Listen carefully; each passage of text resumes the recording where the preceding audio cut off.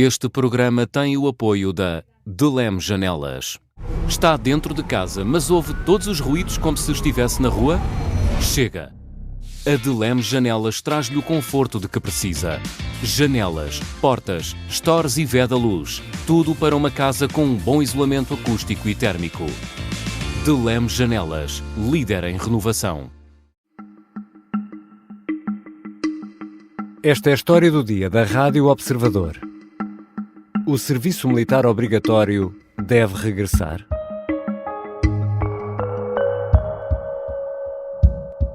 Og så foreslår vi en fuld ligestilling mellem kønnene. Vi bryster os jo gerne af, at vi har et ligestillet Danmark. Nesta declaração, a primeira-ministra da Dinamarca, Mette Frederiksen, diz querer igualdade de género nas Forças Armadas. A Dinamarca vai incluir mulheres no serviço militar obrigatório, que passa de 4 para 11 meses. É uma medida anunciada recentemente e é lida como uma necessidade de cerrar fileiras perante a ameaça russa. Por cá, o regresso do serviço militar obrigatório tem sido alvo de debate. Ao Expresso, os chefes do Estado-Maior da Armada e do Exército defenderam que é preciso discutir este problema. É sobre isto que vou conversar com Bruno Cardoso Reis, historiador, especialista em defesa e comentador da Rádio Observador. Eu sou o Ricardo Conceição e esta é a história do dia de terça-feira, 2 de abril. Bem-vindo, Bruno. Obrigado. O serviço militar obrigatório terminou há sensivelmente 20 anos. Qual foi a justificação na altura para essa opção? Sim, foi algo que foi gradual entre 99 e 2004. Na verdade, já havia uma redução muito significativa do número de pessoas que eram admitidas, portanto, informalmente... Já ia muita gente para a reserva territorial antes já da recruta havia... sequer. A principal razão tinha a ver com, no fundo, se considerar, e não era apenas o caso de Portugal, foi uma tendência generalizada por toda a Europa. Basta ver que a própria Ucrânia só reintroduziu o serviço militar obrigatório depois da ocupação russa da Crimeia em 2014. No fundo, a ideia é que, para o tipo de forças armadas que eram necessárias, cada vez mais tecnológicas, também com uma dimensão muitas vezes expedicionária, portanto projeção de forças para resolver crises em locais distantes, em África, na Ásia, em Timor-Leste, portanto, para esse tipo de missões, que eram as grandes missões de Forças Armadas, para o tipo de equipamento também que exigia realmente pessoas altamente qualificadas, preparadas e que depois estavam muito tempo ao serviço, realmente o serviço militar obrigatório não servia. Além do mais, tinha muitos custos, porque hoje em dia parece que se fala disto como se não tivesse custos. Sim. Bem, há um custo social, no fundo, da oportunidade, que é os jovens iam, quisessem ou não quisessem, ali numa altura-chave. Aqueles nossos ouvintes mais novos, se calhar, não têm bem noção disto, mas os rapazes eram chamados para a inspeção militar e tinham de ir para a tropa. Exatamente. As mulheres eram voluntárias. Enfim, depois também foi havendo uma redução do período de serviço, não é? Mas isso também criava problemas, porque, no fundo, aquilo que diziam o pessoal do quadro, não é? Os oficiais que faziam a instrução, o treino, nós estamos a treiná-los durante 4 meses, eles ficam cá 2 meses, depois voltam para casa. Portanto, exato. No fundo, tropa treinada está disponível durante 2 meses, com um treino já por si bastante compactado, bastante mínimo. Portanto, isto, além desse custo, digamos, social, não é? Dos jovens numa altura-chave não poderem depois fazer a opção que queriam, estavam ali condicionados durante um período, enfim, pelo menos de 6 meses, mas que chegou a mais de um ano. Além disso, havia esta questão que é preciso, obviamente, fardar essas pessoas todas, armá-las, portanto, ter equipamento, treiná-las, alimentá-las e também pagar-lhes, porque, apesar de tudo, o serviço era obrigatório, mas não era gratuito. Portanto, havia um pagamento, enfim, que era relativamente reduzido, pré, um soldo, o chamado pré, não é? Pré ao soldo. Que eu não faço ideia quanto era nessa altura. Mas... E, portanto, realmente a ideia é que tudo isso era um investimento bastante grande, ter quartéis também que acomodassem toda essa gente, etc., a funcionar. Portanto, era um investimento grande que depois tinha um retorno bastante reduzido.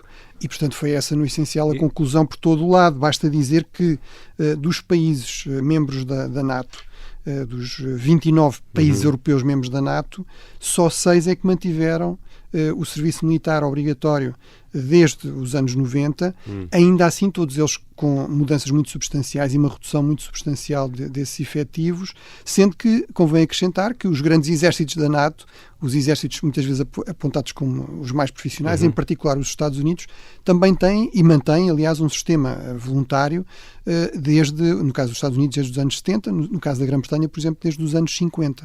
E há 30 anos ou 20 anos, tudo isto mudou há 20 anos, mas há 30 anos, por exemplo, os voluntários que iam para o Exército, para a Força Aérea, para a Marinha, no fundo contavam com um ordenado mais ou menos simpático, mesmo ao nível de praças, não é? Ao nível dos soldados, dava se calhar para arrendar uma casa, dava se calhar para casar, ter uma criança. E tudo isso mudou, porque hoje não dá. Aquilo que a tropa paga, se calhar não chega, não é? Sim, esse no fundo é o grande desafio, ou seja, e lá está, é um desafio também geral. É importante dizer isto, é um problema que se coloca em Portugal, portanto a questão coloca-se muito porque realmente há dificuldade em ser atraente do ponto de vista do recrutamento voluntário. Eu diria, tanto ou mais complicado ainda é a retenção de quadros altamente qualificados, quer dizer, os pilotos ou os mecânicos aeronáuticos. São exemplos perfeitos, não é? São exemplos perfeitos. E que há umas décadas atrás, desde logo, a maior parte dos Estados tinham companhias de bandeira, o mercado era altamente restrito, portanto havia muito pouca competição. Hoje em dia realmente é um mercado, como quase todos, globalizado e os pilotos portugueses podem ser recrutados pelos Emirados, por exemplo, a Companhia dos Emirados, não é? Para ganhar salários que é absolutamente impossível ao Orçamento de Estado português pagar. Especializados. Quer dizer, ganhariam várias vezes mais do que o Primeiro-Ministro, provavelmente. Portanto, isso é realmente um problema sério em termos deste modelo de recrutamento mais voluntário. E estavas aí a falar também na necessidade de terem competências ou conhecimentos mais técnicos. O tipo de soldado que hoje é necessário tem... Eu vou pôr as coisas desta forma, já não é preciso tanto massa bruta, é preciso, também é preciso, obviamente, mas também é preciso pessoas altamente especializadas e com elevadas capacidades técnicas para operar, por exemplo, drones. Estamos a assistir a uma guerra de drones, não é? Nesta altura. Sim, ou seja, é verdade que continua a ser necessário, por exemplo, num conflito do tipo da Ucrânia e da Rússia, ou seja, uma guerra convencional entre Estados de grande intensidade, com linhas da frente muito grandes e tudo isso, é preciso também quantidade, é preciso massa. Não é? Infantaria em quantidade. Mesmo essa infantaria, cada vez mais, trabalha com equipamento relativamente complicado. Portanto, mas também podemos dizer o nível médio de qualificações da pessoa média também aumentou. Não é? Portanto, se calhar, lidar com um drone para um jovem atual não será assim tão complicado fazer essa formação. Mas obviamente há sistemas muitíssimo mais complicados e esses são, no fundo, a chave em muitos aspectos e realmente é sobretudo aí do meu ponto de vista que se coloca o problema. Portanto, esta questão do serviço militar obrigatório está muito longe de ser uma panaceia, uma solução que resolva todos os problemas e é significativo que mesmo os Estados que de alguma forma mantiveram ou voltaram a ativar, se quisermos, por Portugal, atenção, nós não deixámos de ter serviço militar obrigatório. Está suspenso, não é? A Constituição prevê a obrigatoriedade. Temos um dia da defesa nacional. Temos um dia, exatamente, é o único elemento de obrigatoriedade que permanece. Uma vez por ano, os jovens de 18 anos têm de ir a uma unidade militar, no fundo, perceber um pouco da defesa nacional, mas essa obrigação constitucional mantém-se e, portanto, numa situação de necessidade, por exemplo, de guerra, poderemos voltar, ou mesmo simplesmente uma alteração legislativa, podemos voltar a ter. Portanto, e foi o modelo adotado na generalidade dos países. Foi suspender e depois... Se regressássemos, seria uma coisa igual àquela que tu e eu vivemos há 20 ou 30 anos? Do meu ponto de vista, não é isso que está a acontecer, pelo menos é o dado que nós temos, não é isso que está a acontecer na generalidade dos países europeus, com exceção lá está da Ucrânia, que está numa situação de guerra, mas mesmo a Ucrânia e mesmo a Rússia têm restrições àquilo que é supostamente uma mobilização quase que geral, não é? Por exemplo, etárias, no caso da Ucrânia, não é? Para preservar a educação da juventude, etc. Mas, por exemplo, países como a Suíça, que nunca deixou de ter, ou países como a Suécia, que voltaram a ter, têm um recrutamento muito limitado. Quer dizer, a Suíça, por exemplo, em termos de efetivos, tem basicamente o mesmo número de efetivos que Portugal. Tem à volta de 19 mil, 3 mil que são o quadro permanente, o resto são do tal serviço militar obrigatório. Ou seja, está muito longe de recrutar toda a gente poderia. Também é verdade que os contingentes são mais reduzidos por causa da demografia, há muito menos jovens, claro. Não é? A Suécia, por exemplo, está a recrutar 3 ou 4 mil soldados deste sistema por ano. Portanto, não vai toda a gente. Não vai toda a gente. Uma das coisas, aliás, é no fundo tentar, embora seja obrigatório, tentar perceber quem é que, apesar de tudo, estaria disponível e motivado a ir, portanto, não forçar as pessoas a ir. E depois é muito isto também, quem é que interessa, quem é que tem as qualificações mínimas, quem é que está minimamente apto também do ponto de vista físico. Portanto, seria sempre um serviço muito mais seletivo, mas é verdade, por exemplo, um país como os Países Baixos, que é um país muito mais rico que Portugal, que tem o dobro da população de Portugal, está com um déficit de efetivos de quase 10 mil efetivos. Certamente não é porque eles sejam mal pagos.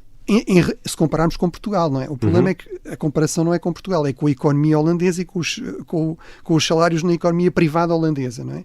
E realmente, por exemplo, nos Países Baixos, eles estão a falar da possibilidade de retomar um serviço militar obrigatório neste modelo, não é? Muito mais seletivo, para compensar, no fundo, as falhas que existem no serviço, enfim, neste modelo mais voluntário.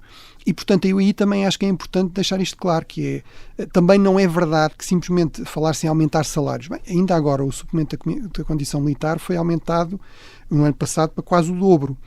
O problema aí é que, por muito que se aumente os salários dos militares em Portugal, por um lado há limites àquilo que é comportável do ponto de vista orçamental, por outro lado não se pode comprometer o esforço de reequipamento das Forças Armadas, e isso é um dos outros objetivos, falamos sempre dos 2% do PIB, mas há o compromisso de pelo menos 20% ser investimento em novo equipamento.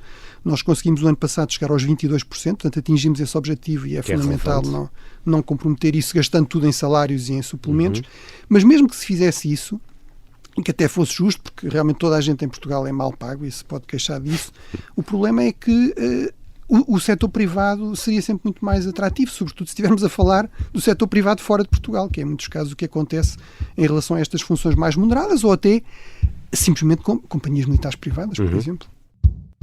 Já regressamos à conversa com o Bruno Cardoso Reis, historiador e especialista em defesa e presença habitual na Rádio Observador.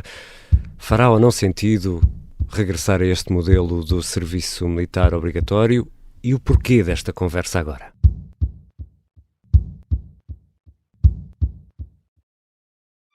Esta é a Operação Papagaio. O plano mais louco de sempre para derrubar Salazar. Episódio 5. O dia da operação. Não era crível que uns indivíduos pudessem levar a cabo o derrubo do regime. Pode acompanhar todas as semanas no site do Observador, nas plataformas de podcast e no YouTube. Um novo episódio a cada terça-feira. Os Podcast Plus do Observador têm o apoio da Onda Automóveis. Estamos de regresso à conversa com Bruno Cardoso Reis, historiador. Bruno, esta discussão surge agora por quê? Por causa da Rússia? Sim, surge muito por causa da Rússia. Por exemplo, tivemos o chefe de Estado-Maior da Armada, o Almirante Gouveia Melo, exatamente a evocar essa situação num artigo recente para dizer isso, que se calhar se tinha, embora para ser rigoroso, o que ele diz é se calhar tem de voltar a discutir esta questão ou de um modelo alternativo. Portanto, ele deixa claro que se calhar não se vai voltar, e eu concordo, como já se percebeu, não se vai voltar ao passado. Portanto, nem isso seria, aliás, interessante a vários níveis e teria até custos muito elevados e um retorno muito duvidoso.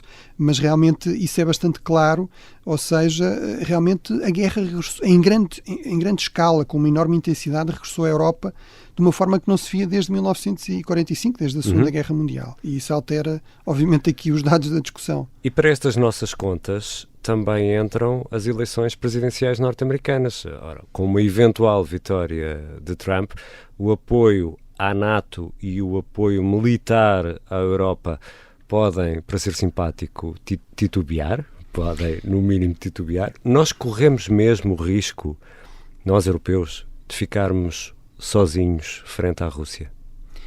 Bem, eu acho que do ponto de vista racional, digamos, de um cálculo estratégico racional, isso não faz sentido. Ou seja, a Europa conta com os Estados Unidos como o seu aliado, como um garante da sua segurança, a Europa Ocidental, há muitas décadas, não simplesmente porque os Estados Unidos gostem muito da Europa e dos europeus ou de vir passar férias a Paris, mas porque isso corresponde aos seus interesses estratégicos. Porque os Estados Unidos desde a sua independência, que sempre esteve, por exemplo, ligado umbilicalmente à Europa. Ainda hoje, eu gosto sempre de citar este dado, a Califórnia, que foi conquistada pelos Estados Unidos ao México, em meados do século XIX, para ser a grande porta, o Golden Gate, não é? O portão dourado para a Ásia, ainda hoje a Califórnia exporta o dobro para a Europa do que exporta para a China. Portanto, as relações económicas... E está lá do outro lado. E está do outro lado.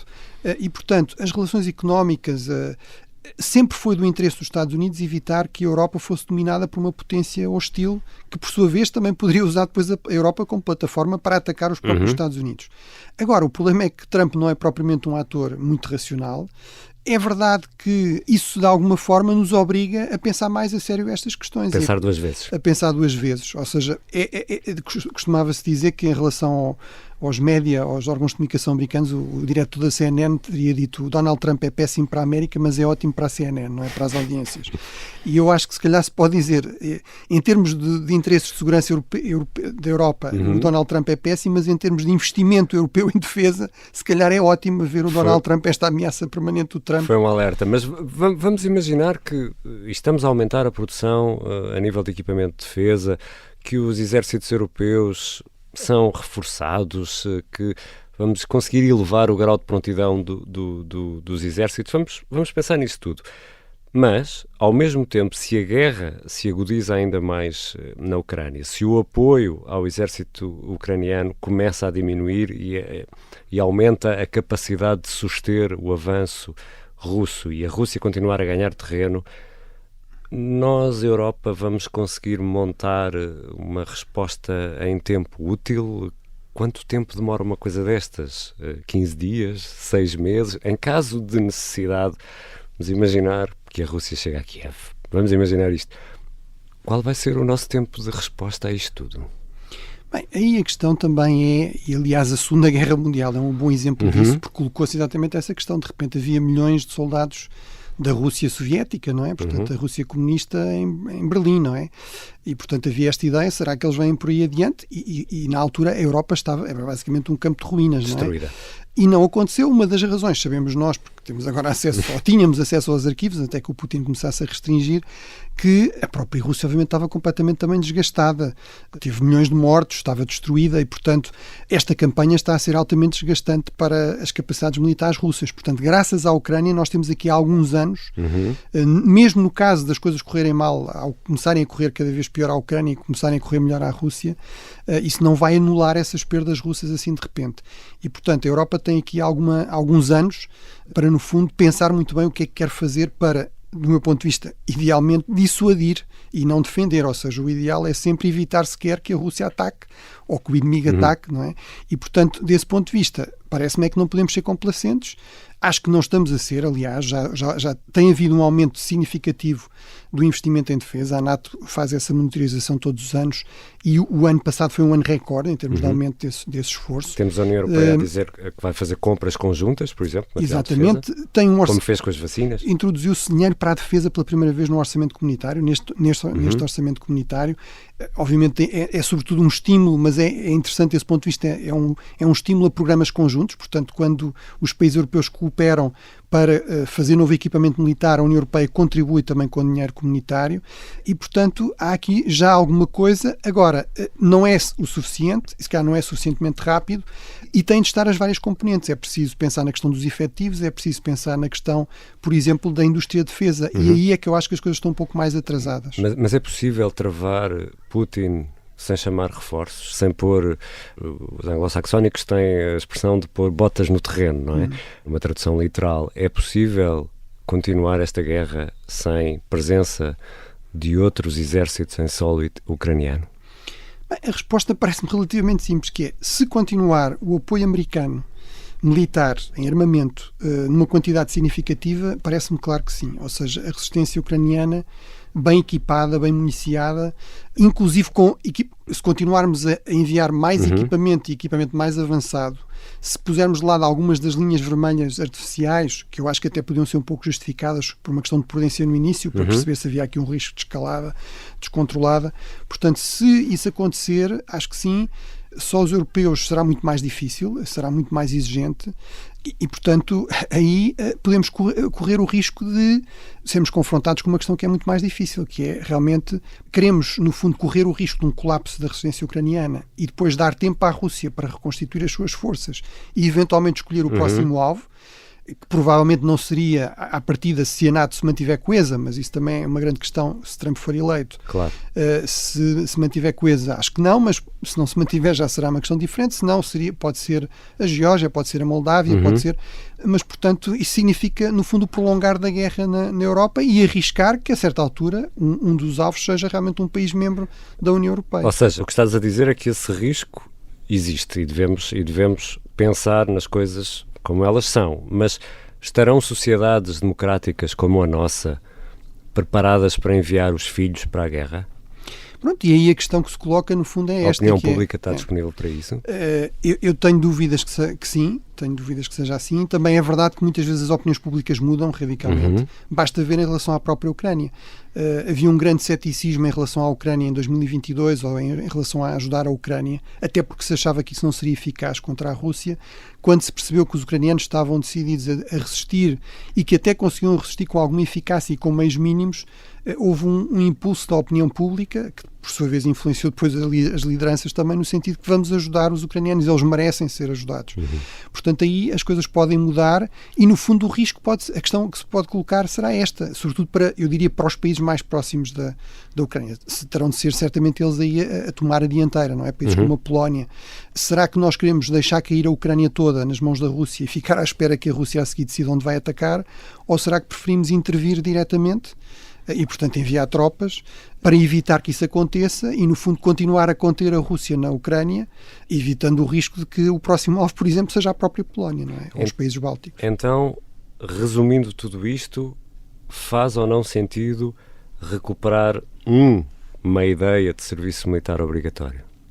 Bem, eu penso que devemos pensar ativamente sobre essas questões e ir debatendo essas questões. Acho que aquilo que eu vejo muitas vezes no debate em Portugal é vamos regressar ao magnífico modelo do serviço militar obrigatório tradicional. E isso parece-me que realmente não faz nenhum sentido, corresponde também a uma visão nostálgica e um pouco falsa do que era realmente o serviço militar obrigatório nos seus anos finais. Portanto, isso acho que não faz sentido e não será útil. Acho que eventualmente pensar num modelo que está a ser seguido noutros países pode vir a ser necessário se percebermos que não temos efetivos suficientes. Apesar de tudo, por exemplo, foi criado agora um quadro de praças que só agora vai entrar em vigor para a Força Aérea e para o Exército, já existia em relação à Marinha. No fundo, permitir condições e também contratos mais longos, portanto, tornar, no fundo, o serviço voluntário um pouco mais atrativo.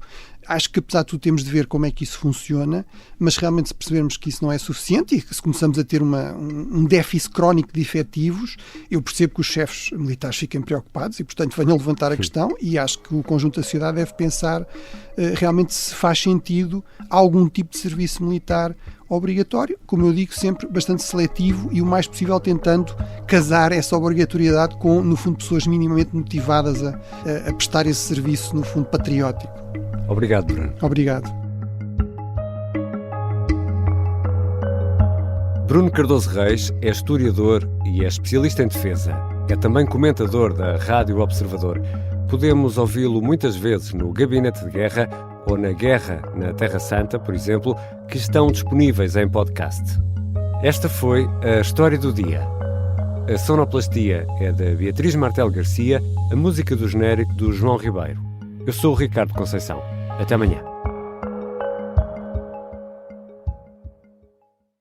Este programa tem o apoio da Delem Janelas.